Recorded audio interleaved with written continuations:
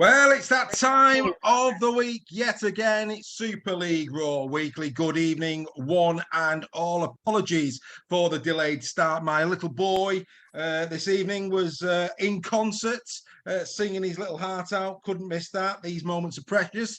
But now it's time for fun and merriment. Good evening, Greg. How are you? Good evening, sir. What was he singing?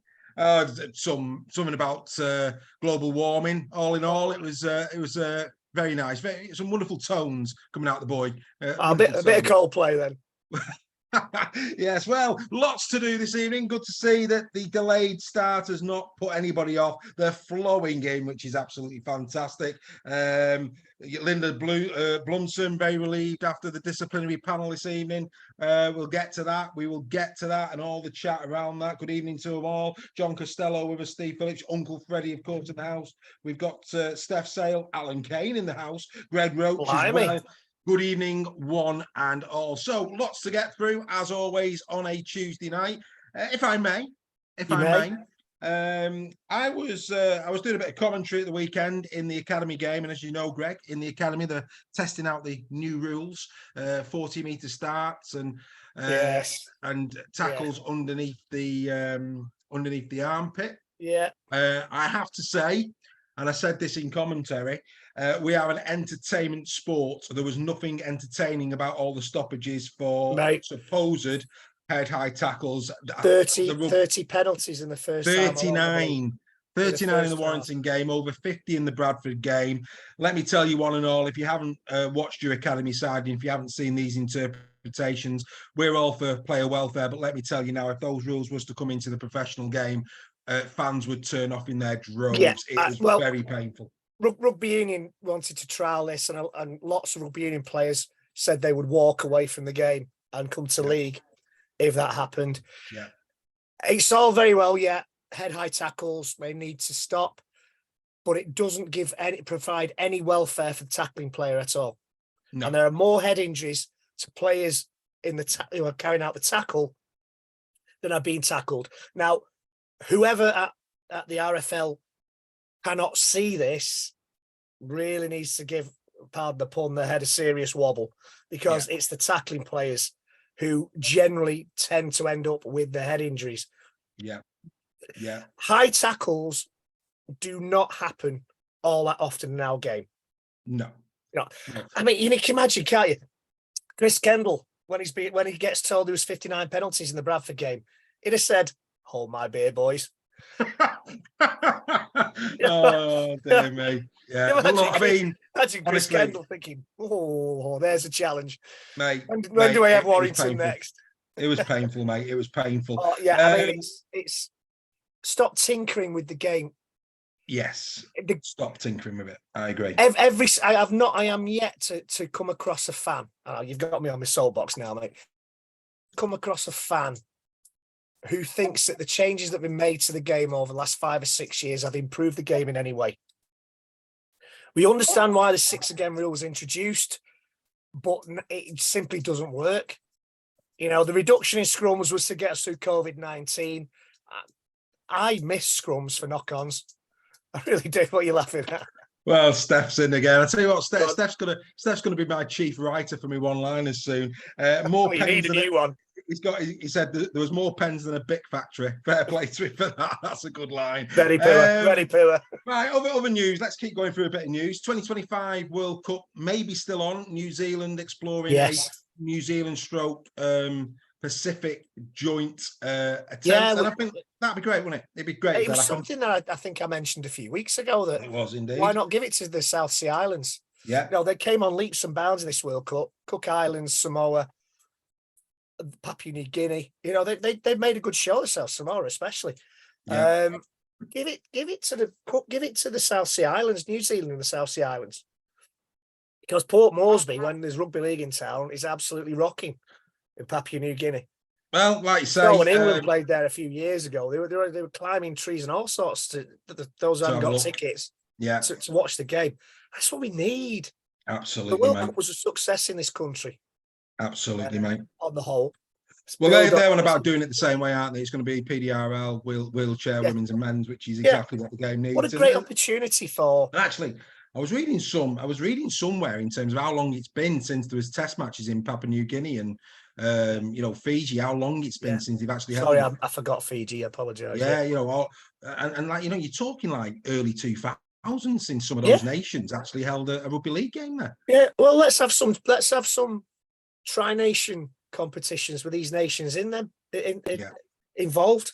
We always get New Zealand, England, Great Britain, Australia. Let's get Samoa. Let's get Fiji, Cook Islands. Let's get them involved in tournaments as well. Couldn't agree with you more, mate. Couldn't agree with you more. Great news for the wheelchair team for being honoured in the honours list, which was great to see. So congratulations to all the boys there. Good to see the wheelchair game getting the recognition it deserves. Absolutely, absolutely. Yeah. Right. And again, rugby league pushes boundaries in the right way sometimes. Absolutely. Joint World Cups between women, PDRL, wheelchair, and PDRL alongside the men's game. Pushing equality, pushing all sorts of diversity issues, and continues to shoot itself in the foot on the field. It's just. I'm sure we'll get to plenty of that tonight. In terms of, but what I would say, I mean, and I think by pushing those boundaries, I think one of the shining lights of the World Cup was the wheelchair game. I think even hardened rugby league fans couldn't believe believe what they were watching. Phenomenal interpretation. Brutal. It was immense, mate. Right, let's get into this Challenge Cup then. Obviously, haven't got the highlights due to it being BBC, etc. However, let's go through it one by one. First and foremost, nobody gave Hull KR a prayer against Salford, and they found themselves 18-0 up at half-time in complete and utter command of that game. Ryan Hall again on the score sheet, and of course Tanguy Zenon coming in from Catalan Dragons went over for a very nice try, and he actually came out with a lot of plaudits on the day. He had a sensational game at fullback. Played really, really well. Yeah. I've got to admit, I thought we were going to see Salford in the semis. Yeah. Fair play to Hull KR. They've put the troubles behind them. I don't know whether they're going to talk about this later in the show, but rumours Gildart is going there next season to Hull KR. Already signed. Already signed. Has he really? Already signed, mate. Yeah. Right. Gildart is going to be, and Hiku. There was talk that he might go earlier, but he appears to want to. Yeah. Sorry, the end of this season, The end of the season, mate, yeah. He might come a bit earlier, but he wants to try and get a couple of games for the Dolphins, I believe. As you would, wouldn't you? Well, it's strange though, isn't it? Because, considering that, I think he was at the Roosters and then the Dolphins took him from the Roosters and he's not even had a sniff, which is a bit odd. Why bring a player in? And there's been a lot of injuries in centre positions for the Dolphins. He hasn't even had a sniff, which is just unbelievable, really. See, Gildart to me was a solid player, but I never really had him down as an NRL player. No. When you consider some of the players who haven't gone that could have, Gildart wouldn't be on that list. Yeah, but you say that. I mean, Sadler in Rugby League Express this week did a big piece on Gildart, and he actually listed all of his accolades during his career prior to going to the NRL, and he's scratching his head. And when you actually read that article and you see how many accolades he's actually had in the game in his young years, it is a bit of a surprise. Alex Sharp is correct. Yes, Fawad Jahar has gone to Hull KR on a 2-week loan. Is that what I'm thinking? That could be what you're thinking, yeah. But he's gone for 2 weeks, which is interesting. Alex is spot on with that one there. Of course, Hall's going to be out, I think, for a couple of weeks. That's not a bad move, that, from Hull KR's point of view. Mate, yeah, I mean, great move as well for Catalan because, of course, he has not long since come back from that injury, so it gets him a couple of games, gets him a bit of Super League competition. I'm sure we'll go back to Catalan fitter as a consequence of that, which is good to see. But yeah, I mean, this was a really assured performance from KR. Nobody really gave him a prayer in it. I mean, I think Rowan Milnes coming back was important for them just to. I think Jez Litton and Mikey Lewis haven't really worked as a halfback combination. Milnes just gives them that little bit of a... Yeah, and when you consider Abdul's out for around 12 weeks as well. Yeah, I mean, a massive blow. Wood's out for the season. He's played his last game for KR. Jesse Sue's long-term absentee. Batchelor out. Ethan Ryan out. They've got a lot of injuries at the moment, Hull KR. They're doing it tough. There's no doubt about that whatsoever. Fair play to them. I mean, it's a tough place to go, Hull KR. Absolutely. Tough place to go, but I did fancy Salford, as did most people. So well done, Hull KR. Well done indeed to Hull KR. We then move forward to the afternoon game. Hull FC 18, St Helens 32. we've just got to get straight to the controversy on this one, because at half-time, of course, it's 12 apiece. My view on this, it's a difficult one because nobody actually knows what Griffin has said. However, apparently what he said was, you may as well play for them, ref. Right. Okay. So allegedly. So and I think for me here, it's 12-all. It's on the BBC. It was a brilliant contest, great arm wrestle, good attendance in the stadium. It's game on. He's giving him 10, which that kind of a comment for me, completely deserving for 10. That's what he said. Yeah, it's called. He's taken into account a referee's integrity. I'm all for that. Yeah, give him 10. Does he need to then advance that to a red? Should the referee at that point think about the occasion, think about the TV, and really think, is it really a red card? I mean, we saw some red cards in other games. We'll get to them later. Do we really want players? Yes, we want them pulled into line. Of course we do. But was 10 minutes enough? The sensible course of action for the referee there is to show him the yellow card. He carries on talking, call him over and say, carry on. You're going in at half-time, carry on, and I'll give you a red. Just go in there, calm down, cool your heels for 10 minutes. Yeah. I'll ignore what you've said because I know you're angry at the decision. Go sit down for 10, cool off for 20 minutes, and then come back on. That's the sensible choice. The yellow card had hardly gone in the air before he was getting the red card out. It was spot on, mate. And it's just poor. It's just for me. It's not a red, is it? No, we don't. We don't ref bash on here much, but there can't be many games that Chris Kendall has refereed where people don't leave the game talking about Chris Kendall rather than the game at the end of it. I'm afraid. Reggie. I'm sorry to say. Controversy on a Tuesday night. There can't be many games that the referees where people at the end are talking about him more than the game itself. And, if he wants to sue me, let him sue me. I haven't got much money. Knock yourself out. Oh, dear Lord. But, I'm with you. Call him over. I've shown you yellow. Yeah. Go and sit down, think about what you said, cool down, and then take it from there. Yeah. No need for a red card. No need for a red card at all. I agree. And of course, it got a bit worse as well for Hull because, of course, thankfully, Taylor's injury isn't as bad as first four, but also Tex Hoy picking up another knock, which will concern, Hull fans. Obviously, Clifford will be back this week, and Lytton, we know, has been outstanding. It spoiled the game as a contest, didn't it? For me, I agree. It spoiled the game as a contest. 12 all half-time. 13 aside. Saints would probably just have still won, I think. Don't know, mate. I think it was that was in the melting pot. That I don't think Saints at that point were really firing. Hull were holding their own. It would have been an interesting. I'd still think Saints would have had just too much for Hull at the end of the day, given the Taylor injury. Yeah, so, definitely. It just spoiled what had the potential to be a classic cup tie. Yeah, I agree with you, mate. I thought, up to that point, I was enthralled in it. I thought it was outstanding. Really good advert for the game. Unfortunately, ruined by a red card, and we don't really want games. I mean, head-eye tackles, spear tackles, we'll get to them in a bit and all that. Yeah, absolutely, red card. There's no comeback from that. But do we want a game spoiling for something like that with a red? No, I don't think we do. No. I don't think we do. And a yellow card was enough, and a word in his ear. Absolutely. Let Tony Smith get a hold of him. Yeah. In the sheds, tell him to sort himself out. Yeah, look, I mean, Mark Atack here saying the refs get too much blame for teams losing. No, I don't. We're going to get on to Warrington in a minute. Believe you me, I'm not blaming the referee for that. We have to. What I would say is that St Helens did perfectly what Warrington failed to do. St Helens played the numbers really well in the second half. They tied them out. They played percentage rugby league, and in the last 10 minutes or so, Hull was shot. Warrington just didn't do that. We were talking before we came on air. Cade Ellis, absolute moment of madness from him, without doubt. Unfortunately, letter of the law, headbutt, you're off. You can't have any. Well, it was head. You can't really call it headbutt, can you? It was head contact more than anything. But emotion, didn't he? Emotion. It's not. You're giving the referee the chance, mate. You're giving the referee the opportunity to make a decision.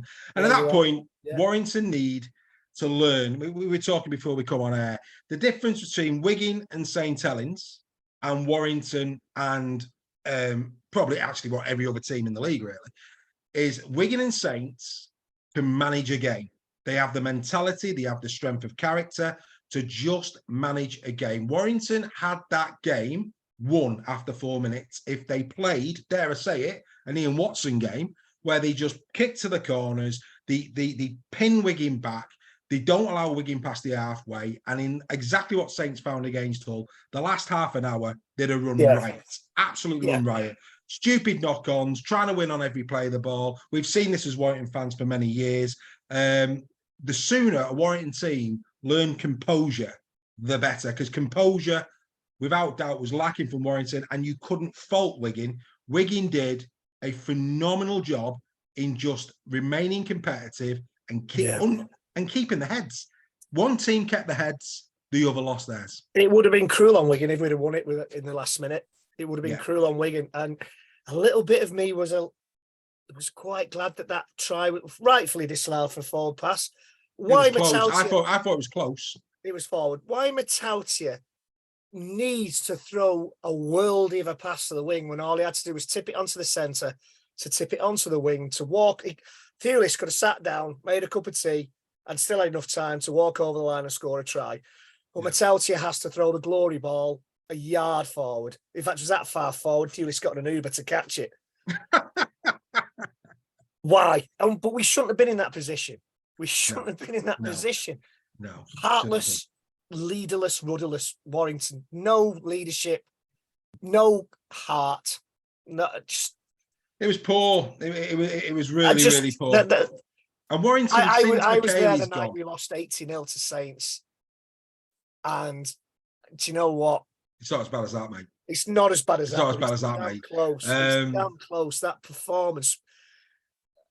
We'd won the game when Evans got sent off. Ellis. I'm having a nightmare tonight. When Ellis got sent off, Warrington had that game won. Yeah. Well, if they play with heads, we're going to Wembley. If they play with smarts, mate, 100%. And you know, a lot here going on in the chat in terms of Pulis. Pulis was exceptional. Under the he was the best player on either team. He was exceptional. But you know, as Warrington since McKaylee went, McKaylee went round 7. We battled through Catalan, just about got the winning round 8, and since then Warrington have really been stuttering. Because Cassiano's an impact player after 25 minutes. Cassiano is not a starting player. He's gone after 10 minutes. He needs a tired defence after 25 minutes to go. And unfortunately, they're playing Cassiano at loose forward. He's not a loose forward. He hasn't got the engine to be a loose forward. We've got like a Lucas Green. We've got young Whitehead in the reserves. For me, got to be looking at that now, because we need Cassiano coming off the bench. Because when Michaela was there, it was Michaela and Vaughan starting, and then the troops were coming in off the back of that. And massive, they need to go out and replace them. I mean, at the start of the season, things were looking rosy. The back row was light before the season starts. It's now been decimated, absolutely decimated. We've got no back row. We've got no centres. Yeah, absolutely. And why, if you have a halfback out injured, do you send the other halfback out on loan to one of your rivals? No matter what happened at Lee, why send him out on loan to your rival, to a rival Super League team, when you haven't got another halfback as cover? Because the other academy halfback, reserve halfback, is injured. Is injured, Leon Hayes, he is, Is it me? Is it me? I don't know, mate. I don't know. It's an odd one at the moment. It really is odd. And it really is as if they genuinely don't want to win anything. The decisions that are being made. I'm sure they do, mate. But it comes across as, at the moment, something not quite right. And also rumours this week that Clark has changed his mind and he's staying at Warrington. God, that's come out this week, and that Dwyer now, instead of coming to Warrington, will go to Saints. I don't know what Saints fans think about that, but I for one would be very, very delighted. Yeah, Darryl Clark, supposedly, mate. Yeah, supposedly a lot of rumours that Clarkey has changed his mind and wants to stay. So we'll keep an eye on that as well. Obviously the Curry one was announced this week that he stays. Yeah, and the Kirsten contract, Curry had a bit of a nightmare. Well, yeah, but mind you, not many of them didn't have a nightmare. I think Bullock, Harrison, probably came out, and Thewlis were the few that came out of that. Why not? Why don't we start with Bullock? Don't know, mate. Don't know. Last season, when we were struggling in the pack, he was a shining light, Bullock. Well, the interesting thing about the Wigan performance, and let's give Wigan some credit. The interesting thing about Wigan was Harry Smith's had a shocker all year, didn't miss a kick. No, typical, isn't it? Unbelievable. Typical. And, there was talk last week when we were doing the show that a lot of people, I think Joel said it actually, he said that, your pack will bully theirs. Actually, it was the roles reversed. Unbelievable. Havard was outstanding. Forward light, yeah. And Havard is it Harvey? Is it Howard? Havard. No, Howard as well. Was it Howard? No, Havard. The sub, I know Havard, yeah, but the young sub that came on, the young forward that came on. Oh, what's his name? You're testing me now. You're testing me. Howard? Not Harvey Hill, is it? Harvey Hill? Is it? No, is it? I don't Harvey know. Hill? Somebody will tell us. I think it was Harvey Hill tonight. I'm sure Harvey Hill. I know Harvey Hill was on the bench. Yeah, it will be. It will be Harvey Hill. Yeah, Harvey Hill, mate. Yeah, Harvey Hill was on the bench. Yeah, I knew it was something Harvey something. I thought Lucas Green had a decent game. I mean, he had one knock on, but I mean, Lucas Green in the previous game, in this one, he started to throw himself about a bit. Which was good. I thought. So anyway, right. Well done to Wigan. We then move on to the last game, and I tell you what, dearie me, you talk about composure all season.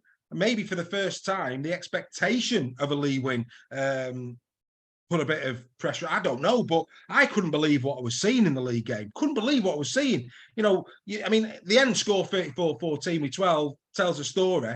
But for whatever reason, in that first half, I don't know what was going on with Leigh. First of all, Kai O'Donnell. 6 matches, I think he's been given, and a grand fine. Six games. 6. It's a shocker. It's an absolute shocker. Will Price got 10 games last season, and it was on a par, if not. It was worse.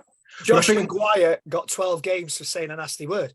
Yeah, but if you remember, Price had previous. I think this is Kyle O'Donnell's first offence, so I think that's what the difference. Maybe, but even so, 7 games last week. No, 7 games last week for the Wakefield player. Yeah. The lad on trial. 6 games. It was Leigh fans, listen. This nothing against Leigh, and I'm sure Leigh fans will agree. It was a shocker. It was worse than the one on Myler.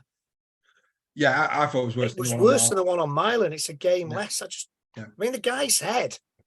Yeah, it could have been that could have been a very, very nasty. That could have been a life, never mind career ending. That could have been a life changing. It was a bad one.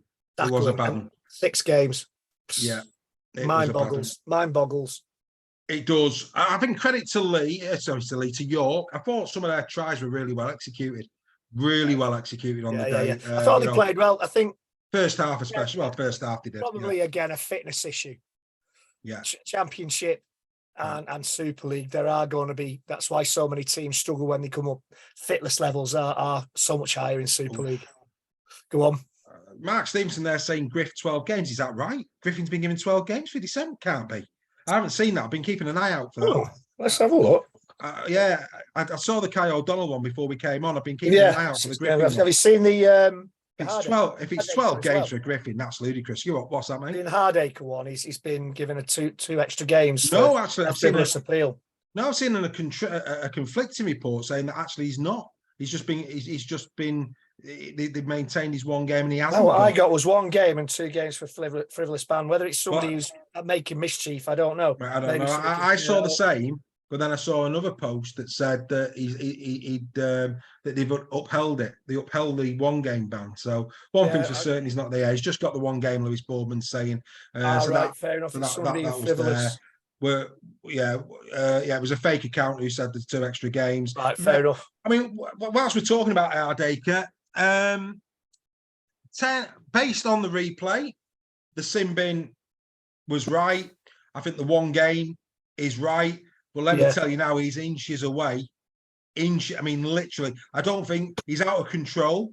And that could have easily have been another bad one. I think for the grace of God there, Hardacre, the guys hit the ground at the right time and luckily on his side. But I don't think Hardacre's in control of that tackle, and that could have easily have got worse. So I think, yes, okay, seen the replay, got no issues with the game, got no issue with the yellow.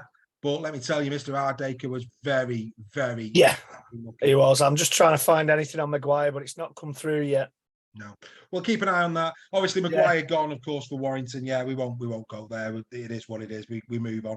But yeah, well done to Lee. Delighted for Lee. Of course, the Lee Leopards continue. So let's take a look then. Let's have a little look at said draw for the semi-finals of the Inch Cup that, of course, will be missing the wire. And this was the draw. Lee Leopards taking on St. Helens. Let me tell you now, and I mean this in all sincerity, and this goes to show how much respect we've got for Lee on this programme, right? The last team St. Helens wanted in that draw was the Lee Leopards. The last I agree, 100%. They'd have took Wigan, they'd have took KR, but let me tell you now, they will not be happy with that draw against Lee. Never in a million years.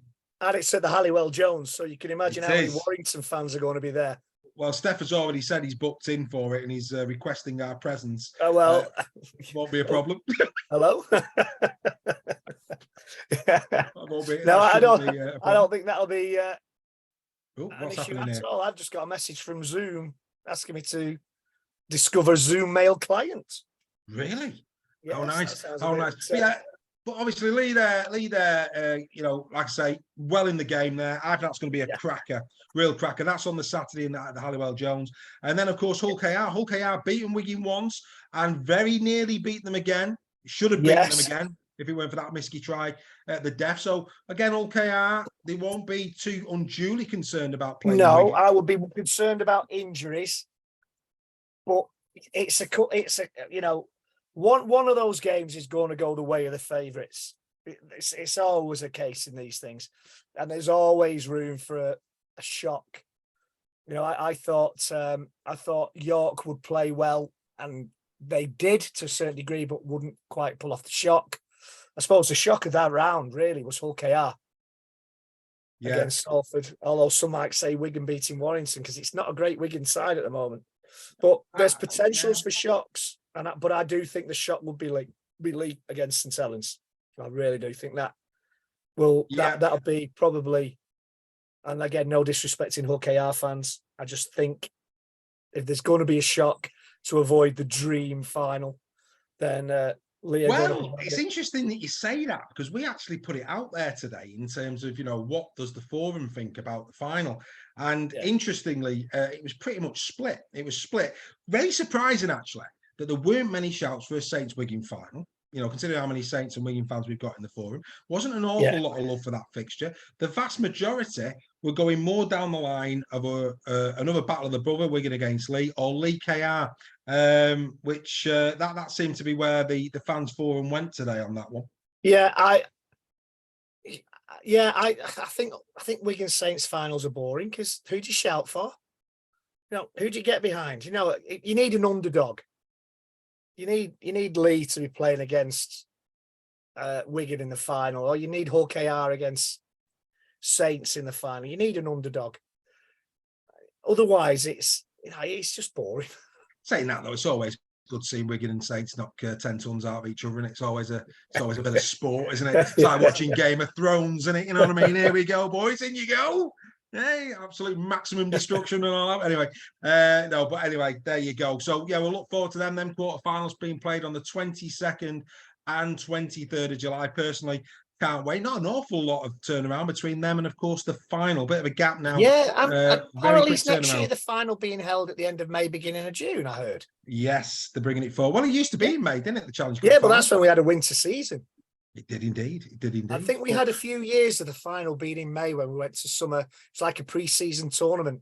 Well, maybe they're trying to move it about something early on in the season to get the juices flowing and then onto other things. It'll just mean, you know, the rail companies will have to bring forward all the strikes just to make it easier and the remedial work for that weekend instead of the bank holiday weekend. 100%. I couldn't agree with you more. Right then, let's, well, here we go. The fans forum have grown by 185 new members this week. We're now on 4,311. Thank you. Brilliant. Thank you very much. Support, as always. It's fantastic. And when you consider it's been Challenge Cup week, we haven't really been putting an awful lot out this week. For it still to grow by 185 is absolutely marvellous. Right, shall we just to fill the show out, we like a few nice tries. So what we've done is we put a compilation together for you. We did a compilation the last Challenge Cup. Volume 1, we called it, tries of the season thus far. We've now picked up where we left off, and I think it's from rounds 11 to 15. These are the top tries from round 11 to 15. Enjoy them, ladies and gentlemen. Here they come.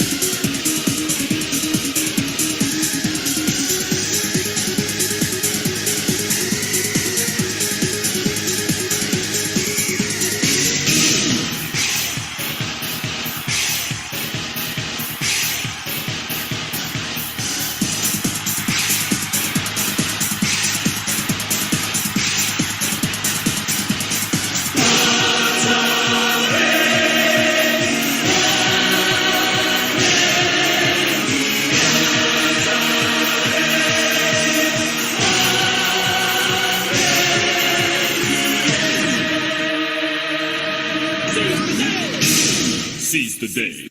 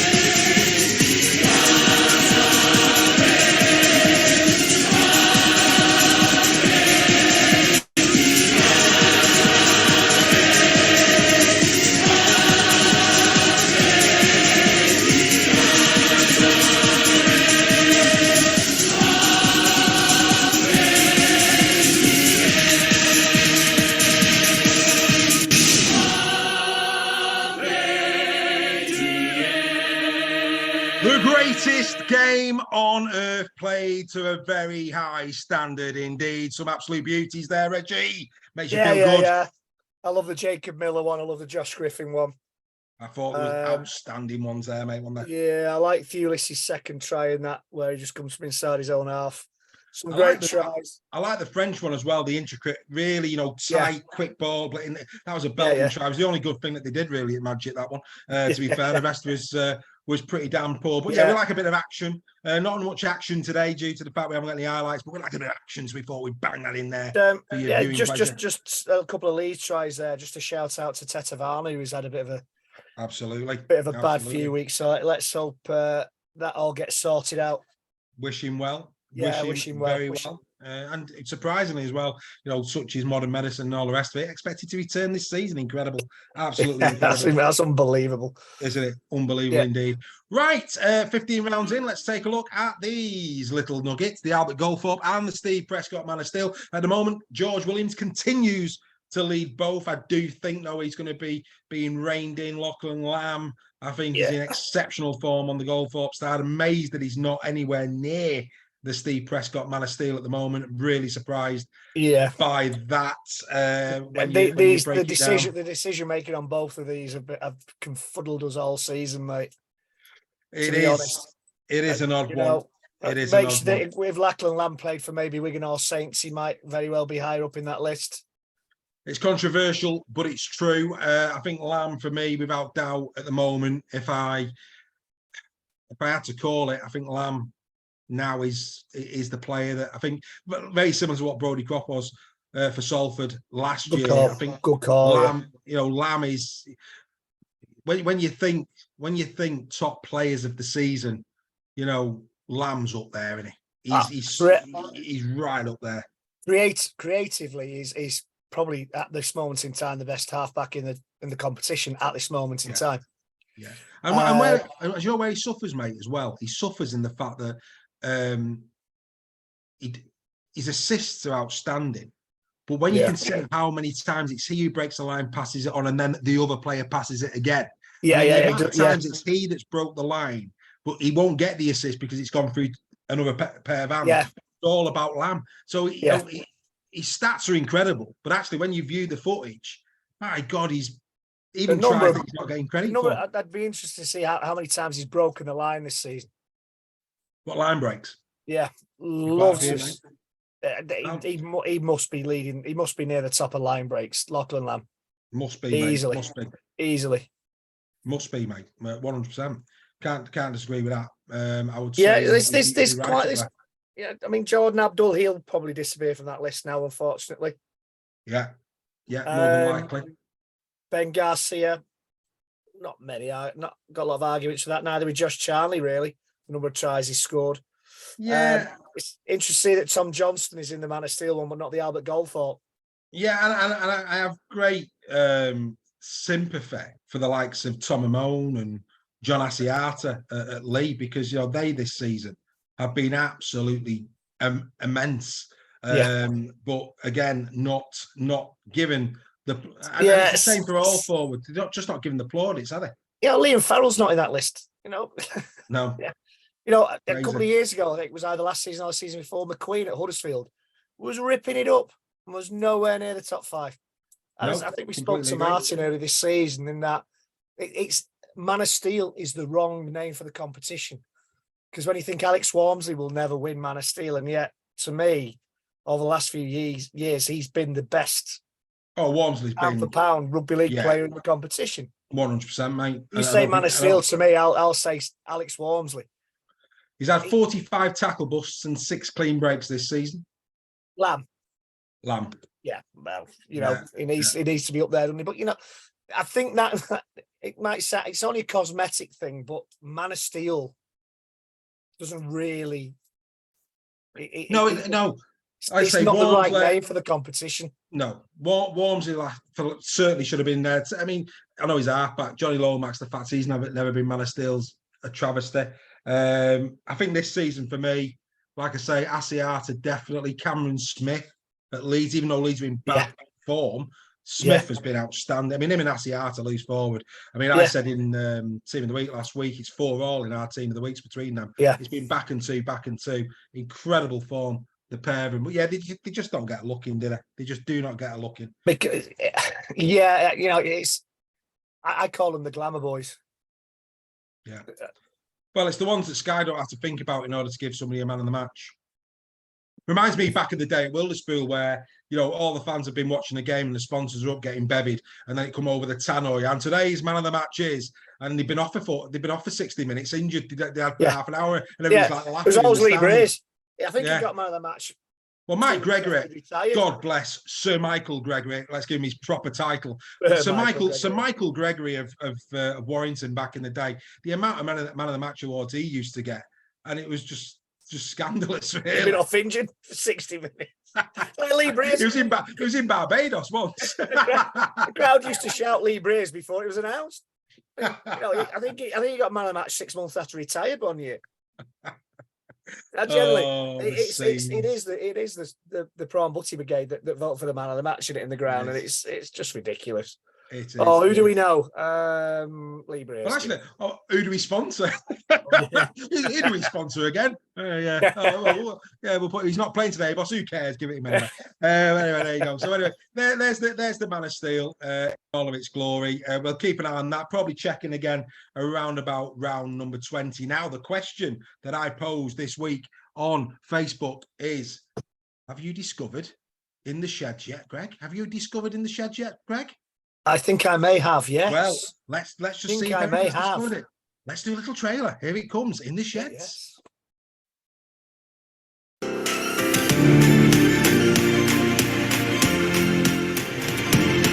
The date, June the 11th, the time approximately 4:45. The score, Wakefield Trinity 24, the Leeds Rhinos 14. Wakey are off and running. Marvellous. Well, if it was a Monopoly game, Wigan got get out of jail free, didn't they? 20 points. Who needs Wimbledon? It was left. It was right. It was left. It was right. Oh, it was fantastic, wasn't it? What a great game. This was like offal playing a fillet steak, wasn't it? Let's be absolutely honest. Deary me, if it was a horse, they'd put it down.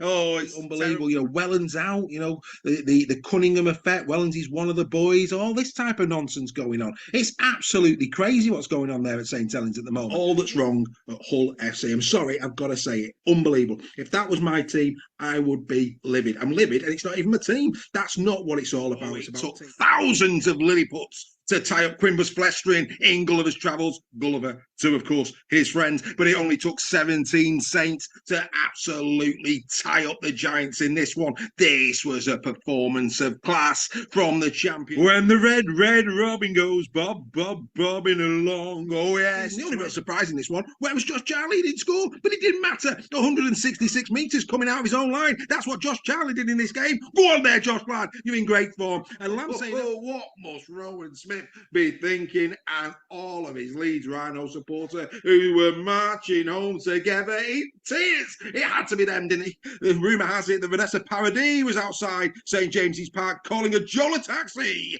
for Matt Pete and his side. It was the only thing that was missing. This was a demolition. Not since Axe and Smash in WWE has we seen such a demolition as this one. First period, allowing easy scores for the Salford Red Devils. And then, of course, that cut-out ball that Ken CEO said, oh, thank you very much indeed. Let's pass round the roses tin. Off he goes down the line in for people who don't normally watch Super League, and they have just witnessed what we all know, that this is the greatest game on earth. The Lee Leopards beating Wakefield Trinity by 30 points to 4 in fourth, but stop the season now. It's fantastic if you're a Leopard. We'll see you next time.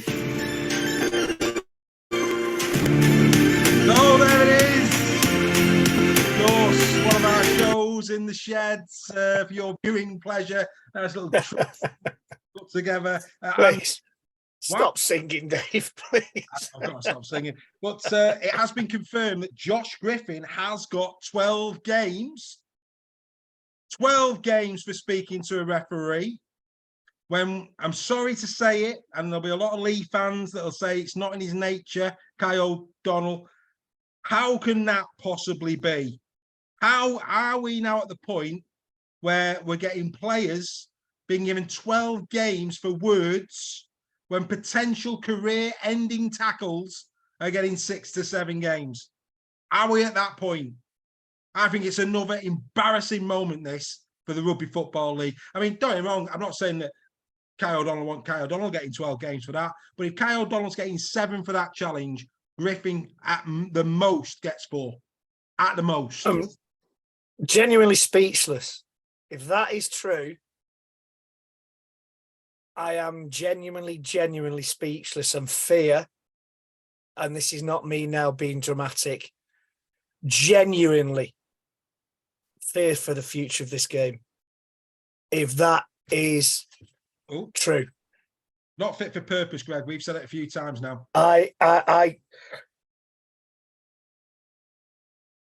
Unbelievable. If this was football, it would not be allowed to happen.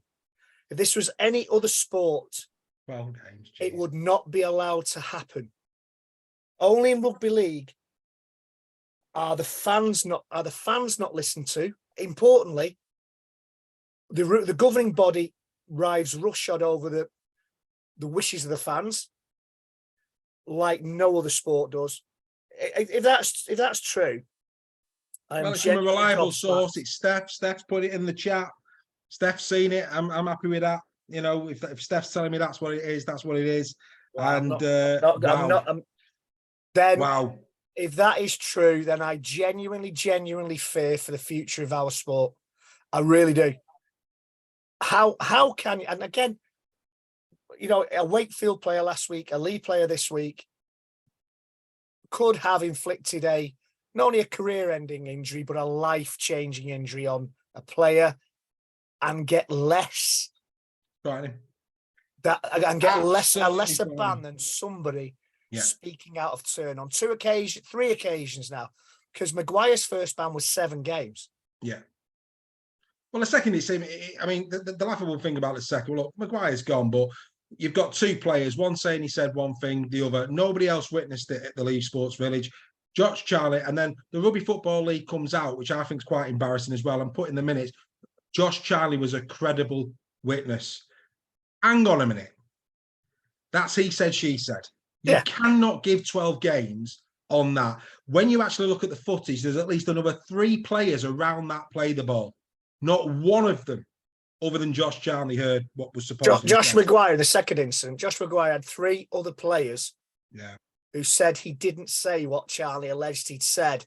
And yet the RFL disciplinary panel decided in favour of Josh Charlie. Now, if that's a court of law, you have to prove beyond reasonable doubt that incident's happened. That does not get through a court of law. That evidence outweighing that balance of evidence is thrown out by a court of law. And you know, he didn't appeal. The club didn't back him, so it's over, mate. That's over. But Griffin, you said that Griffin's words were, you may as well put a shirt on for them. 12 games. 12 games for that? Oh, come on. Anyway, if that's right, Steph's having a look at it again. But right. I think now, I think we seriously need new governance to look at the role of the games are being refereed twice. In no other sport does that happen that I can think of. No. Let the referee deal with it. If you get a yellow card, you get a point. And when you get to 5 yellow cards, you have an automatic ban. You get a red card, it's an automatic ban. No arguments, whether it's mitigating circumstances or not. You get a red card, a straight red, it's an automatic ban for a game. You get a second red, 2 games, a third red, 3 games, etc. Get rid of the disciplinary panel. They are they are killing the game. Completely agree. I mean, you know, Dawn Baker is saying that why would Charlie lie? I'm not saying Charlie did lie. What I'm basically saying is that it's 2 conflicting views of a conversation between 2 individuals. There was witnesses there, not one of them heard it. And as Greg has just rightly said, in the court of law, that just doesn't stand up. No. Just doesn't stand up without a witness. That's what we're getting at. I don't know what Josh Maguire said. I haven't got a clue. He may have said what he said. I don't know. What I do know is that what is to stop in a grand final. Now, let's put it this way, right? So I think Dawn's a Wigan fan, if memory serves me right. So Dawn, we're in a grand final. Importantly, Dave, the week before a grand final. No, well, the week before. No, the week before a grand final. Yeah, based on this decision with Josh Griffin, mate, it could be a grand final. You're 60 minutes in, right? You're a Wigan Warriors fan. St. Helens, you're beating St. Helens by 6 points in a grand final. And Jack Wellesby goes to the referee as a credible witness and says that Bevan French has just said X, Y, and Z with no witnesses.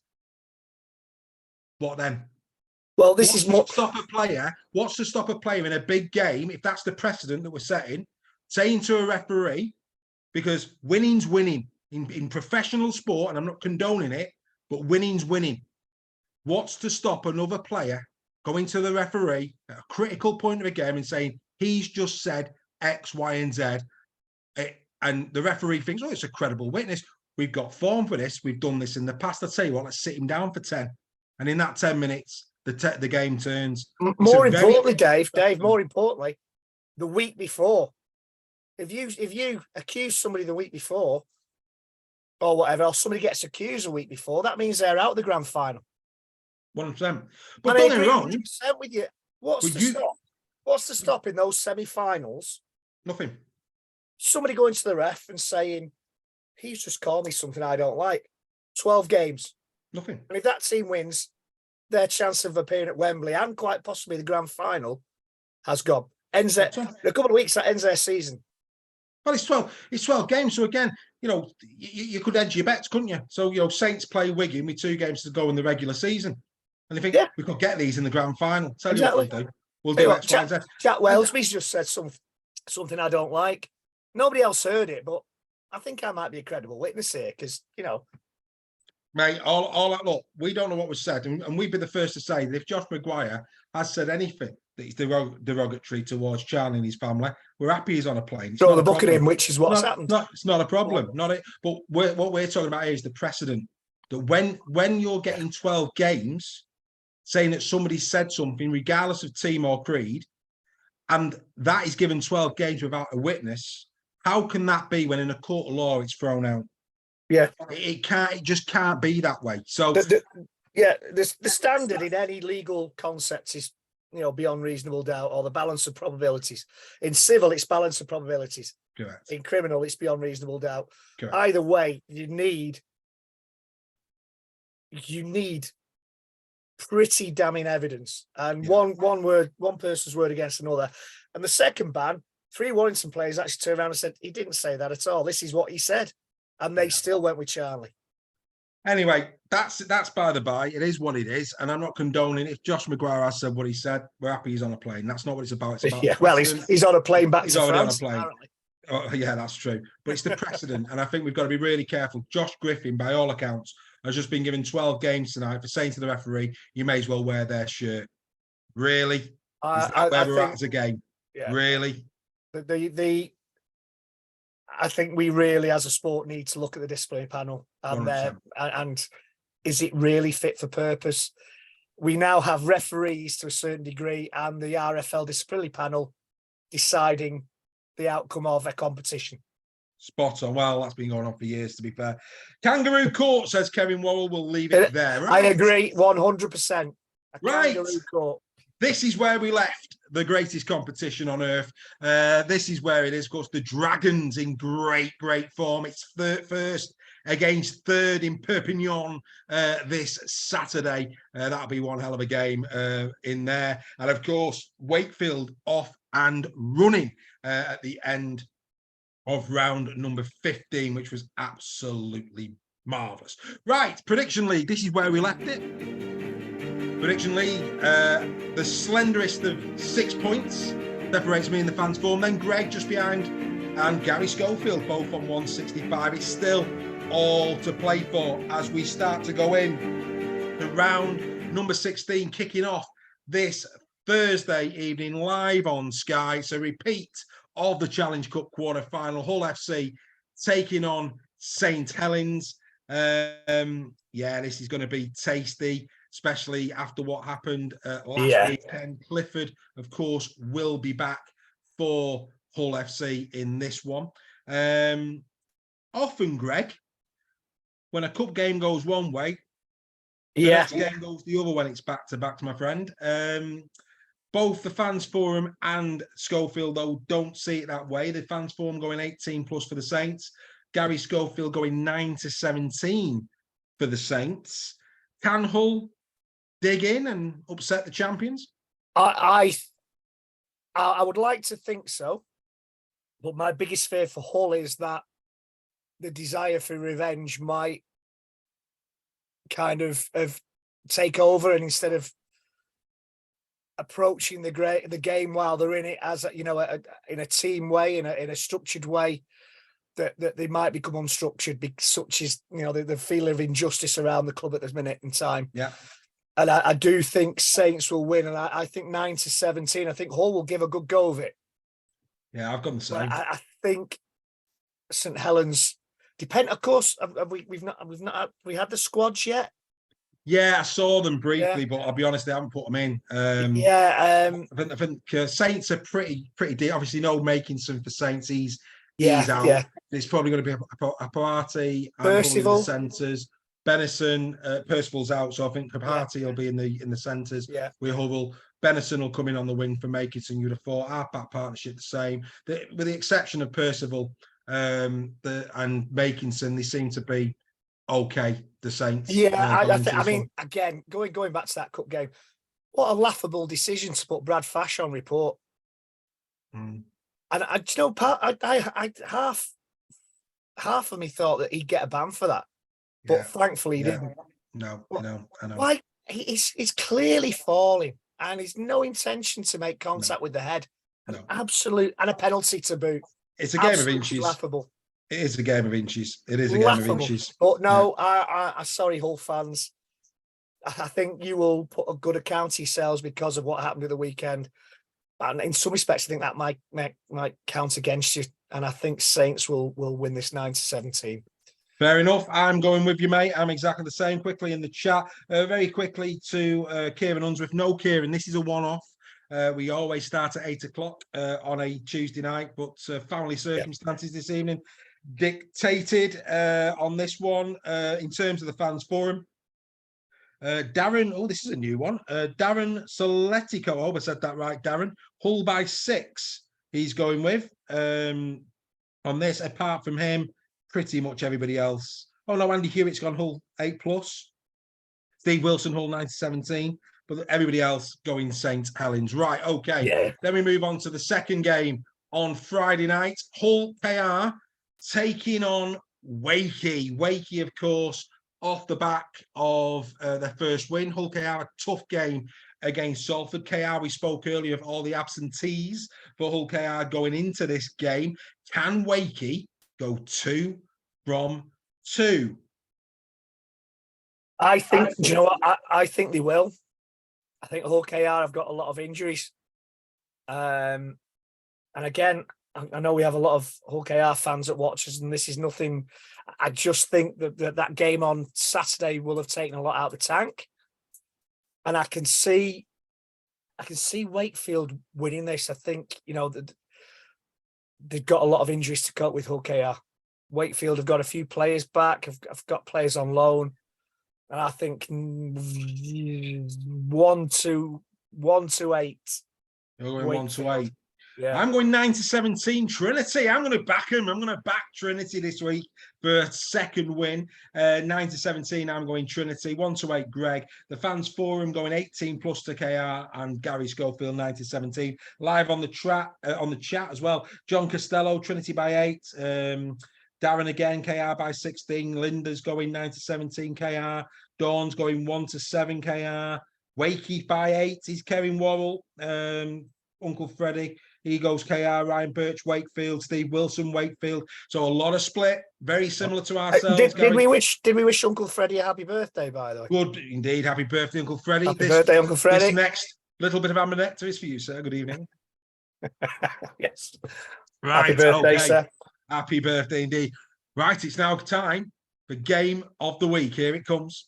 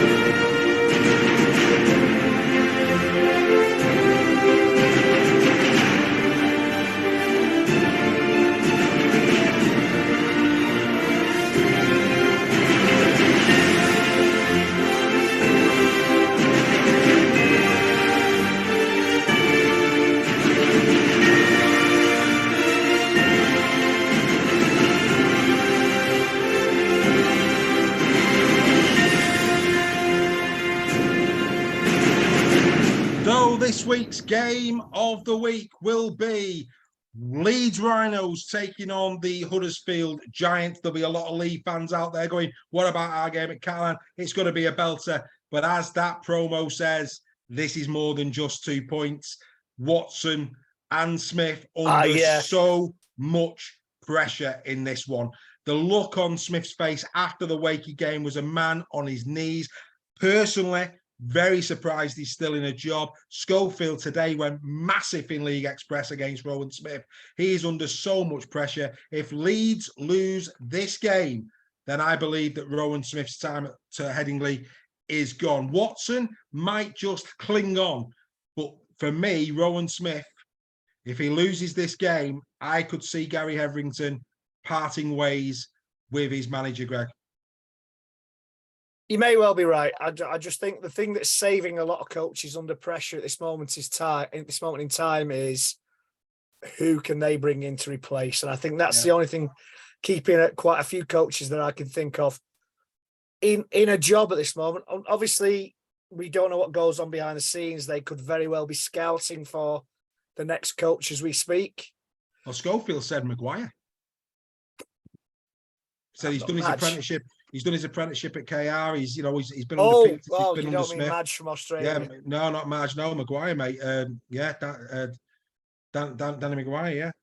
Well, it's a shout. It's a shout. Back to Leeds. Makes you think, doesn't it? It's a shout. Maybe he knows something we don't. To be honest, I can't see Leeds losing this. I think they win 9-17. Sorry, our Giants friends. 18, Leeds, 9-17. I think 9-17 Leeds. And it makes a change, Leeds being on Sky, to be honest. Absolutely. Saints are about to be on Sky a lot as well, mate.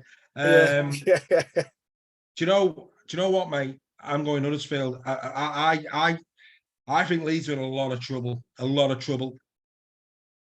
They question mark. Excuse me. Are they playing for the coach? Question mark. Well, you could ask that about other certain teams as well, mate. You could. I'm going 9-17. The Giants. I just know Leeds are, but when Leeds have needed it this season, they've pulled a game out of the bag. Wigan away, for example, when they've needed it, they've pulled a game out of the bag, which is what Leeds do. It is what Leeds do. Again, the forum is split on this. Live in the chat, a lot of talk in there in terms of which way this one's going to go. Steph agreeing that Maguire for Leeds, a great shout. Again, Schofield impressed this week, going massive for Maguire to take over at Leeds.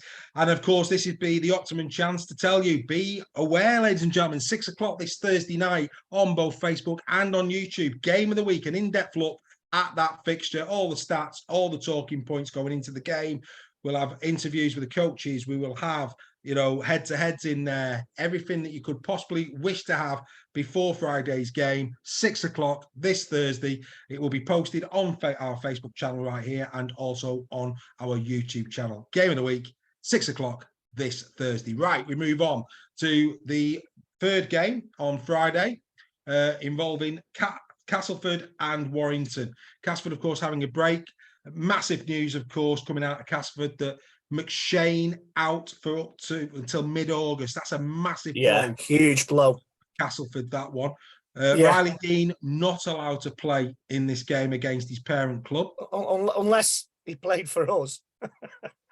Who's that? Riley Dean, yeah. Unless, of course, he maybe played for Warrington. Yeah, no, he's not allowed to play this one. It's a part of the contract that he will not play against Warrington. Yeah. How they wish that they put that in Toby King's at the weekend. But that's another story. Well, that does tell another story, doesn't it? That does tell another story. But right, I think it's put paid to the rumour that King's going to come back before the end of the season as well. Well, yeah, that's not going to happen now. No, you wouldn't think so. But, be a bit harsh. Where are you going with this one? This is a tough one. It really is a tough one. I think Warrington will win, but it's not going to be. They're not going to nil them, right? And they're going to have to put a hell of a lot more effort in than they did on Sunday, and they're going to have to show some pride in that badge, which they clearly didn't do on Sunday. They've got to show heart, and somebody's got to show leadership. we've got to pick the right team as well. But I'm still going to say Warrington 9-17. Well, that's a clean sweep. Every single one of us has gone Warrington 9-17. So that's how we see it. Obviously, a short turnaround. John Wilkinson's quite right. But again, it's like playoff rugby league. Sometimes that week off doesn't do you any good whatsoever. You know, no. it's one of those, having said that, I could quite easily see Castleford winning it. Well, it's going to be interesting. If that happens, then it's not only going to be Rowan Smith and Ian Watson who are under pressure, I think. Greg, I'm not saying Powell out. I'm not saying Powell out. I'm just saying that he comes under pressure. You're edging. No. You're edging. No. And listen, this season was all about improvement. Yeah. And they have. And we did that, and we have done that. And suddenly over the last few games, we're sliding back. And I'm not in the Powell out camp. I'm just saying that the pressure will be ramped up if we lose this game. I'm not saying he'll go. I'm just saying the pressure will be ramped up. Right, okay. We'll go to Saturday. Saturday, massive game, this one in Perpignan. Oh, yes. This is a belter. First against third. However,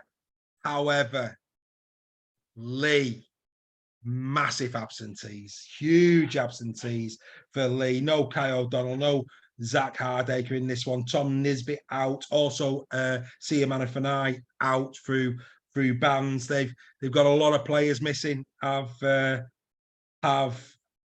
Lee. Saw Chamberlain earlier in the season.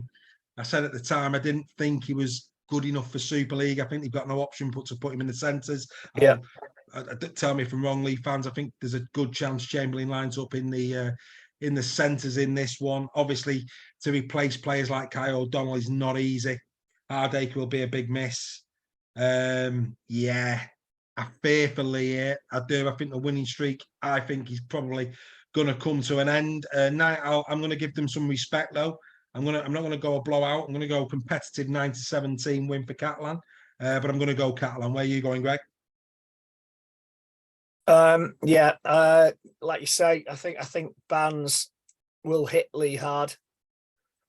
I'm going to go Catalan. I'm going to go Catalan 18 plus. Unfortunately, you're going the big. That's no, as we say, it's no disrespect. Catalan is a difficult place to go to win if you've got your full team in there. I think Catalan, I'll be too strong. I think it will probably be close first half, as most first halves seem to have been in Catalan this year. There's not been many kind of blowouts in the first half. Catalan have been exceptional. They've been exceptional. They really are, as of Lee. Yeah. And it's such a shame that Lee aren't going with a fully fit squad, because I think had they gone with a fully fit squad, the whole of Super League, I think, would have really been them watching how those two. If Catalan win this, there's almost that, well, it's sort of to be expected with Lee's squad. That said, if Lee go over there and turn them over, I mean, that is if Lee win that is one hell of a statement. Isn't it? It's huge. One hell of a statement. And the only thing I can see in Lee's, well, not the only thing, because Lee have been playing well this season, and they have had some absentees, and whoever steps in seems to have done a good job. But the one big thing is that Catalan don't go into this game thinking they've won it. No. Complacency could be Catalan's biggest enemy. But I think I think again. I don't think McNamara's that kind of coach, though, is he? No, I saw an article from McNamara where he was basically saying how much respect that he's got for Adrian Lamb and the whole Lee squad this season, what they've been doing, and they're certainly not going to be taking anything for granted as Lee come to town. And I think that we say if Lee was to win this, it's a statement. It's not beyond the realms of possibility. They've still got, the big units up front. I mean, Asiata, Amon, Robbie Mullen. Yeah. Yes, of course they're going to miss the likes of Seaman and I. They're going to miss certainly Kai O'Donnell.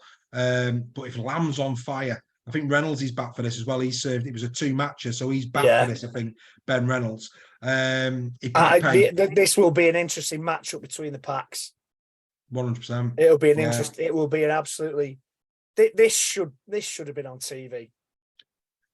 It would have been a spectacle. It's such a shame that the because I think they've had deals, haven't they, with the French channels over the years where we can watch the Catalan games on a Saturday. Unfortunately, that's not the case. But yeah, best of luck to Lee. I think that's a massive ask to go to Catalan and win with the players that you've got out, and of course the emotion of getting to a semi-final of a Challenge Cup. It does affect teams in different ways, players in different ways. It does. But yeah, I think it'd be a great match. I, for one, will be keeping a very, very close eye on that one as things unfold on Saturday. And then, of course, the curtain comes down with this little beauty. Cracking game at the Salford Community Stadium. The Salford Red Devils taking on the Wigan Warriors. I mean, Wigan, like I say, they have the game. Salford will be devastated by their result at the weekend. Again, tough one to call this. This Salford have a poor record against Wigan, it's got to be said. Could this be the day where Salford turn it on and do Wigan? No. No? You going Wigan? No. I think that if they'd have got through to the semi-final, I think Salford would have been on a high. I think Wigan. I just think Wigan will be too strong for them. Which way are you going? I think Wigan. I think it's not going to be a blowout. I think 9-17 Wigan. 9-17 Wigan. I'm going Salford 9-17. Why not? Are you? I am. Yeah, I'm going to go Salford. I think if the spine's on fire, I don't know. I've just got. I think centre-wise, Tim Lafay's looking like he's getting back to. And you feel it in your waters, sir. I'm feeling it. I'm feeling that maybe, just maybe, they come away. They come away with a win on this one. Could be wrong. Nobody be happier than me, but I just. Yeah. Again, I think Wigan are not performing to a high standard, but they're just doing enough to win games. And I think they'll do. That'll be the case on Saturday, I'm afraid. Yeah, well, Steph Sale going Salford 1-8, John Costello 9-18, Wigan, so too Ryan Birch, Steve Wilson 1-8, Wigan, Linda 1-8, Wigan, Dawn, Wigan by 8, Darren, Salford by 8, Andy, Salford 1-8, Freddie McGilvey 9-17 to the Pies. Again, a lot of split decisions this week in terms of predictions. But there you go. So it's quite slightly shorter this week, 1 hour 15 minutes, due to having no highlights. So things to look out for, of course. State of Origin game 2 is tomorrow morning. That is one not ready to be missed. Get ready for that one. Absolutely, indeed. In terms of Sky, have they announced the games for this week? Yes, they have. Have they? Yeah, they got. No, they haven't. Not the regular season games. They haven't done the backups. All Saints, Leeds. Saints, Leeds. Saints on Thursday against Hull, and Yeah. Giants against Leeds. And of course, don't forget the women's State of Origin game 2 is on Thursday morning as well. So that's one as well. Also on Saturday at Salford Community Stadium, the women's nines finals, which is a Women's great nines competition. finals. Yeah, and Get yourself down to that. It's a great competition. It is a great competition. Is that before the Salford Wigan game? Well, Salford Wigan are on the Sunday, aren't they? This is on the Saturday. Is it Saturday? Sorry. Yeah, okay, get yourself down to Salford's ground on Saturday. Yeah. Good day. It really is a great occasion. It is. And do you know what? There's some fantastic rugby on show. So get yourselves down there and watch. Absolutely. Some rugby league. Yeah, was there last year and I fully enjoyed it myself. Really good. Brilliant. Hang on. Lewis Boardman now's come back in. 7-match ban and £1,000 fine for Griffin is what Lewis is saying. There's a lot of conjecture here in terms of what's happened with Griffin. Even 7 matches is ridiculous. Yeah. Even 7 games is ridiculous. 7, yeah, it is ridiculous. Of course, don't forget, game of the week, 6 o'clock on Thursday. That one's going to be there. In the Sheds will return after every Super League game this week. Keep your eye out on Sunday morning when we will post the round 17 predictions for you to start rotating the scorelines for round 17. So plenty of things coming up on the Fans Forum page and on our YouTube channel as well over the course of the week. Greg, as always, sir, absolute pleasure. Blown by again, sir. Blown by again.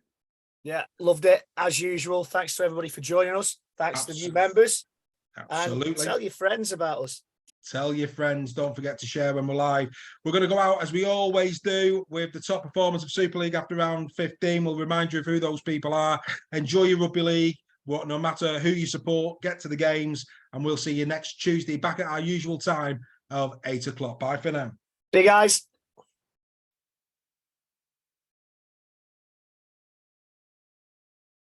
Thank you.